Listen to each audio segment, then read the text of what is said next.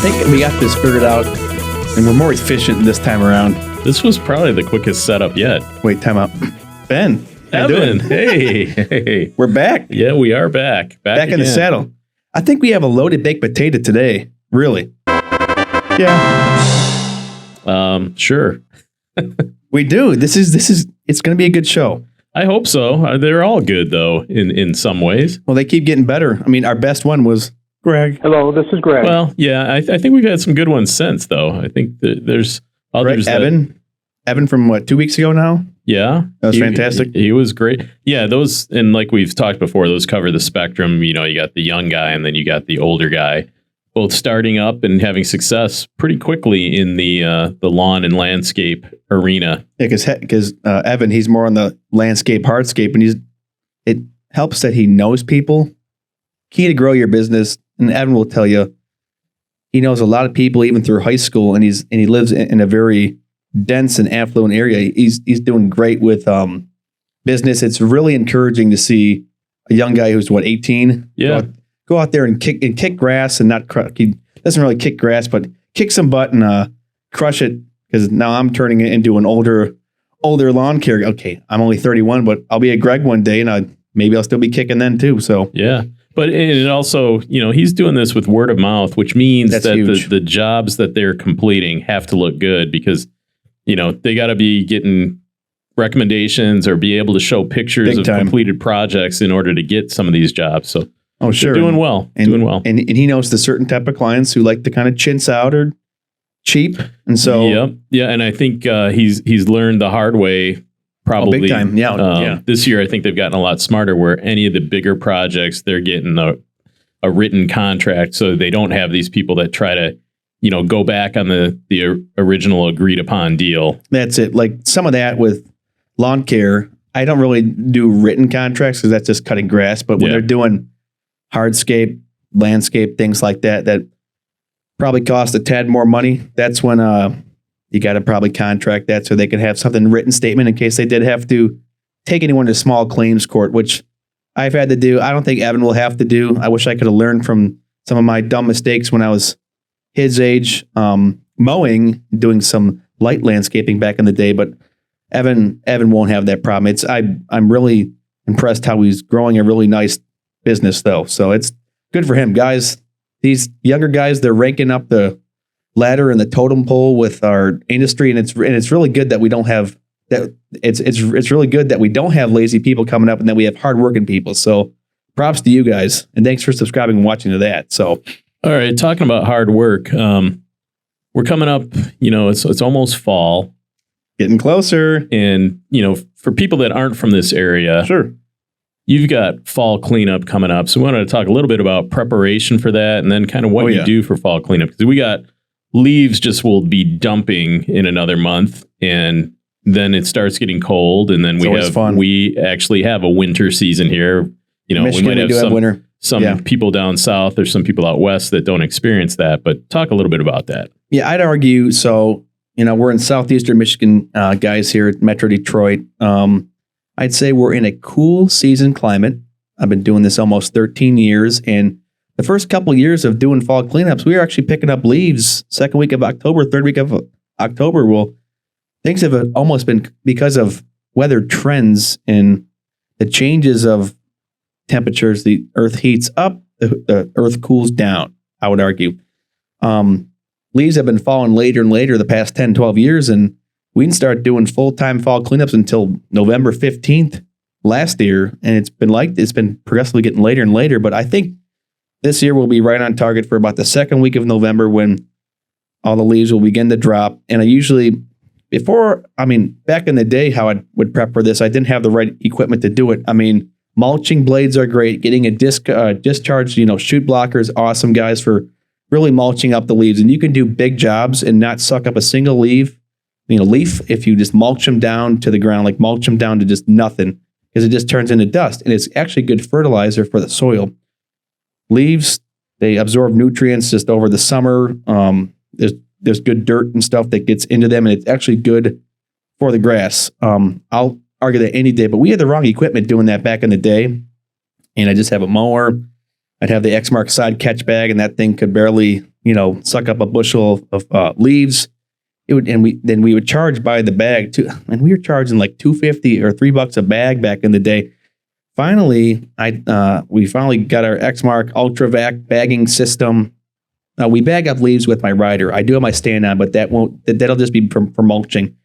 But we finally got the Xmark, bagging system, which that was $3,200 back in the day. Now it's like more like 1,000 more, and that can hold a lot more leaves. It's got a big giant impeller on it with a tube. You can suck all the leaves up. It's got 3 bags, holds a couple bushels of leaves.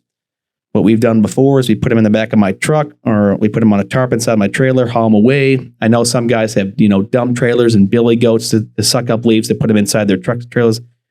I'm not really at the point in the volume and the capacity to get that. I could afford it. I just don't really need it yet. But there's so many ways to, prep for leaves. But the main thing is just to start your leaves and do them on the days when it's dry, because the dry days are few and they're short and they're far and they're kind of hard to find with Michigan Falls, because once the weather takes a turn for the worse, cleanups are a pain. I was sucking up snow and doing leaves even last year and the year before. So it's proper mental preparation, and anyone can do it. You don't have to have the greatest equipment. I would say chute blocker, mulching blades, a tarp, dump them on there and get them out of there.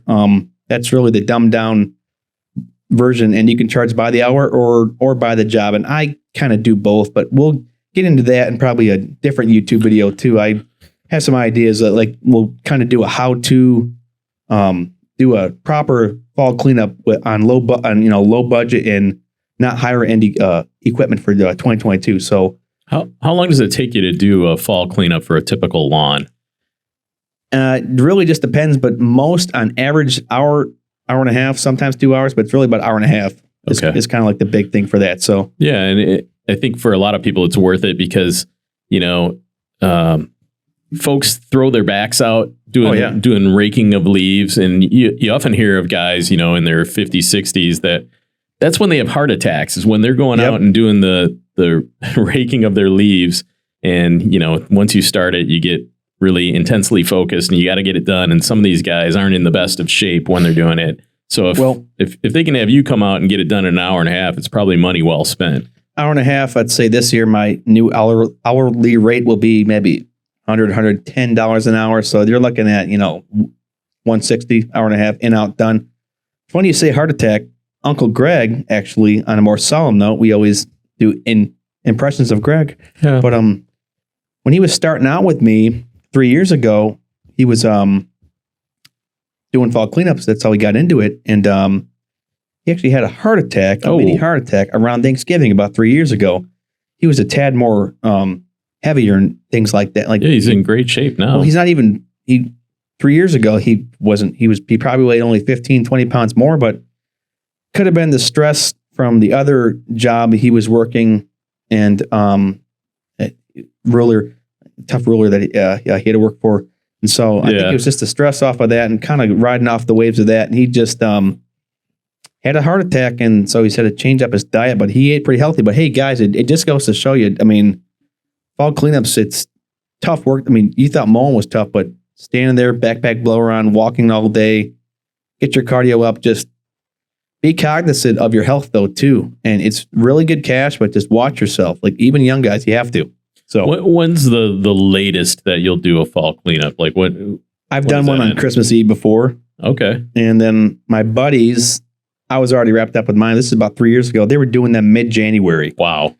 Depending on when the snow actually falls. So November comes, we'll maybe have light dustings or a random snow event here and there. We'll get out of the woods of November, fine. Most of December this year, we probably won't have a white Christmas, which is fine by me. And I don't think the real snow for Michigan, southeastern Michigan, it doesn't really start coming until third or fourth week of January.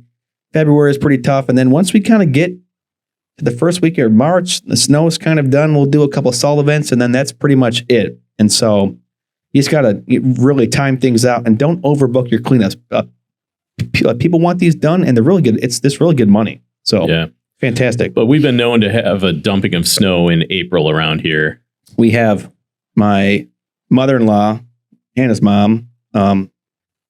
She had, 9 inches of snow on a graduation she had to go to years ago. So I think it was a college graduation for Hannah's mom, like back in the day. They had like 9 inches on like April like 15th. So pretty crazy, but I've never really experienced that in my lifetime. But know your state, know your weather, time up your cleanups, don't overbook. And if you get done, trust me, a lot of people don't clean up their leaves, and that's why they kill their grass. That's why they have bad looking grass come spring. Always people want their leaves picked up, and then just charge them. Hey, real quick, how often are you checking the weather, and how far out are you looking? You know, what is there a particular website you look at or app when you're checking weather? I actually have it right here, guys. I'll pull this up. This is our Local 4 app right now. It's called Forewarn Weather, and so I mean you can't really see it, but like there it is. And so right now, cloudy, 63, 8-mile-an-hour winds from the northeast this hour. There's a 31% chance of rain. This is Local 4, and I like it. They have the next 48 hours, and they have the next 10 days, and then they usually have like a little video update here. This guy is from Brian Schumerman. He does a pretty good job. It's like a couple paragraphs just basically saying like what's going on. And then like here's the next 5 days for Michigan. There's a chance of showers tomorrow, 76. Tuesday, partly cloudy, 80. Wednesday, mostly sunny, 82. Thursday, mostly sunny, 83. Friday, mostly sunny, 84. And so, this has been a great summer for you because I don't think you've had any complete washouts. We had a couple washouts in like end of April and May, like maybe 2, and then that was kind of it. And then when it finally dried out, the grass slowed down, and that's where you really make your money. And so going into fall, we hope you want to have a dry fall. You can push. I could do a 3-man leaf job by myself. If the leaves are that light, I'm able to push them where I want to, mulch them all up. But as soon as it gets a little bit wet, I have the Red Max 8560 blower, which is great. And it can push a lot of wet leaves well. But as soon as you get some wet leaves, watch out. Like you're done. So that's the fine line. Pray for a dry fall for Michigan, guys. Yeah. Hey, we wanted to spend some time going through some somewhat funny notes that there's a group that we do have those we participate in that the guys share different stories about lawn care and some of their clients. And do you have any good music we can? We do. Let's cue this up, guys. We're trying to get some more music and drops to entertain. Ben has some funny lawn care texts from a couple of Facebook groups that we're part of, so let's kick this off. Here we go. Hey, how about some music there? You got it, Ben. Here we go. I like this. Oh, nice. That works perfectly. We're going to start this as a little mini weekly segment with these texts, guys. This will be funny. Yeah. Let me go to the first one. This is a good one. Hi. Just wanted to let you know that we loved the cleaning last week, and we're wondering if you could come back every month. Also, we were wondering if you could give us a discount next time. We saw you refilling your water bottle from our sink. It seems not a big deal, but our water bill is high, especially with our new pool. Looking forward to seeing you again.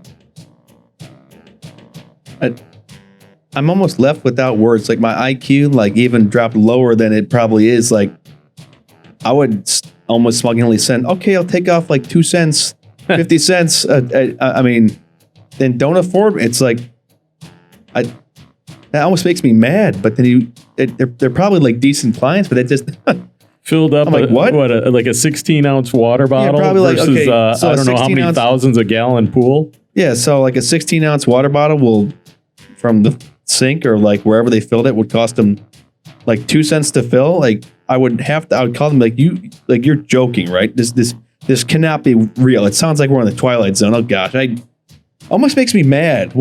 What's your opinion on that, guys? All right, next one here. Next, yeah, just next. Alex, lawn cut today, but it has stopped growing. So please don't return until September 23rd. Thanks. And it's in August.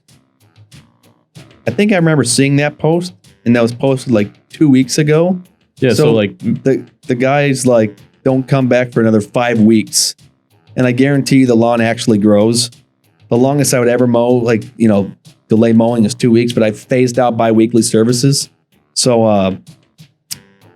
I'd be upset. I would probably drop that guy. That that's just ridiculous. It just makes, I'm getting dumber. Like, there's no other way to say it. What's the next one?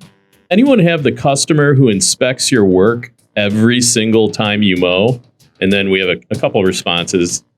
I have some that are like that. Every time I show up, they come out and watch. I said, I charge extra for you to watch and inspect, and they no longer walk around while I'm there. And then we got another one. Yes, she saved grass clippings in a bucket to show me that there's grass on the lawn after I mow, and she showed me the bottom of her shoe where some grass was. Well, these people, it's like beyond the definition of anal. It's just like crazy. The grass lady, I would just tell her bye. And then what was the other one there? The other one was the lawn care provider told the person that, hey, I'm gonna charge. We had a client there. They used to watch me while great guy used to watch me while I mow, and I should start that policy too. Charge extra if someone wants to watch. It's just like it's intimidating, even though it's just like second nature. But grass clippings, okay, I don't leave clumps, but you're gonna leave clippings if you're mulching the grass.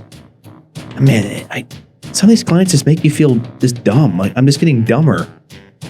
Here's one that has to do with collecting cash payments. Oh gosh. When customers put payments in Ziploc baggies hidden somewhere, it kind of feels like a drug deal. Yeah. Mine have been pretty straight up. They've either put them on the door or in the mailbox. I've never had to go hunting around for it, but it is kind of funny because if the neighbors are watching you take a bag of cash, like they're like, what are they doing? I mean, we're cutting grass, but we're not smoking the grass. That's actually pretty funny. So touche to that one of wherever they hid the bag of cash where they had to go find that. All right, last one here. Had a customer I was trying to help out by delaying payment. Well, they finally gave me a check, said I could cash it Friday. So I went the following Tuesday and cashed it. It bounced and charged them an overdraft fee. So they get mad at me. Called and left a nasty voicemail saying I could only cash it Friday. They forgot to hang up right away. And I heard them say at the end of the message, call me. And it has a swear word here. Oh, gosh. After hearing the voicemail, I automatically sent them a message for termination of services.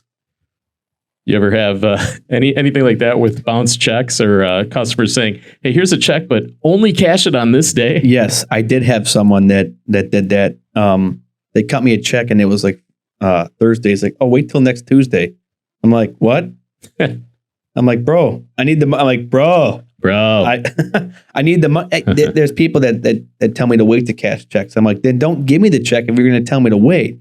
That's few and far. That was actually several years ago. I mean, people don't bounce with payments now because I get a lot of my payments via app. So app payments are great, but those are some pretty funny texts though, Ben. Yeah, I think if that's only looking at like 1 or 2 days worth in these different Facebook groups that we're in. I think if we're going to start this as a kind of like a mini series. Yeah, so if we look further, there's got to be some really good ones. And I think a lot of guys can relate to those kind of stories.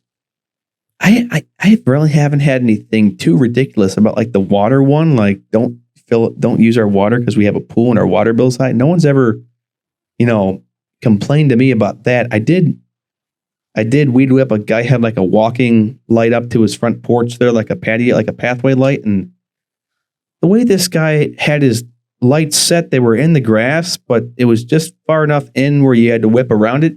I whipped it right down and he's like, "Who?" He's like, "Hey, you owe me $20. I'm like, "For a light?" He goes, yeah, it's a certain light and I couldn't find it. So you're going to have to replace them all. I'm like, oh, whatever.